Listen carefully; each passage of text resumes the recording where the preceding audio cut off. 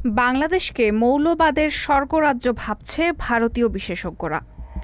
ভারতের রণকৌশলগত বিশেষজ্ঞ মহলের বরাত দিয়ে দেশটির সংবাদ মাধ্যম আনন্দবাজার পত্রিকা একটি প্রতিবেদন করেছে, যেখানে বাংলাদেশের বর্তমান পরিস্থিতিকে আঞ্চলিক চ্যালেঞ্জ হিসেবে উল্লেখ করা হয়েছে।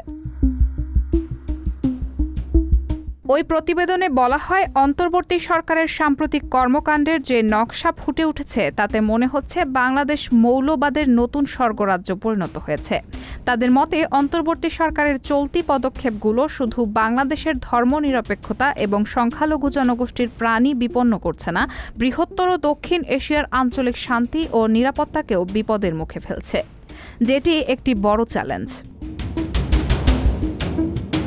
প্রতিবেদনে আরও বলা হয়, অন্তর্বর্তী সরকারের ক্ষমতায় আসার পর 1 মাস হতে চললেও আইনশৃঙ্খলা পরিস্থিতি, বাণিজ্যিক ক্রিয়াকলাপ পুনরুদ্ধার করার বদলে তারা ব্যস্ত আওয়ামী লীগ নেতা ও সমর্থকদের খুঁজে বের করতে।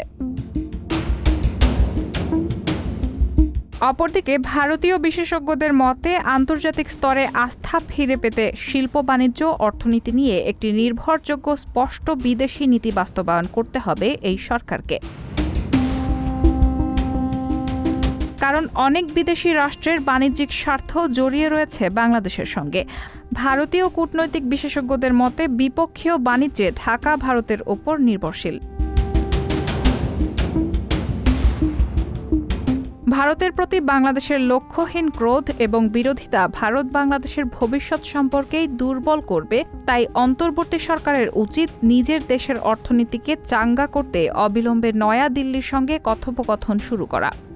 এদিকে বাংলাদেশের সাথে সুসম্পর্ক করতে হলে ভারতকে অবশ্যই একটি বয়ান বাদ দিতে হবে বলে সাফ জানিয়ে দিয়েছেন অন্তর্বর্তী সরকারের প্রধান উপদেষ্টা ড. মোহাম্মদ ইউনূস। ভারতীয় সংবাদ মাধ্যম পিটিআইকে দেওয়া এক সাক্ষাৎকারে এই বার্তা দেন তিনি। বৃহস্পতিবার পিটিআই নিউজের ওয়েবসাইটে সাক্ষাৎকারটি প্রকাশ করা হয়। ওই সাক্ষাৎকারে ভারতের উদ্দেশ্যে প্রধান উপদেষ্টা বলেন, শেখ হাসিনা ছাড়া সবাইকে ইসলামপন্থী বলে আখ্যা দেওয়ার বয়ান থেকে ভারতের সরে আসা দরকার। শুধু শেখ হাসিনার নেতৃত্বেই বাংলাদেশ স্থিতিশীলতা নিশ্চিত করে। নয়াদিল্লিকে এমন বয়ান অবশ্যই বাদ দিতে হবে। রায়হানা মুন, সবার কথা।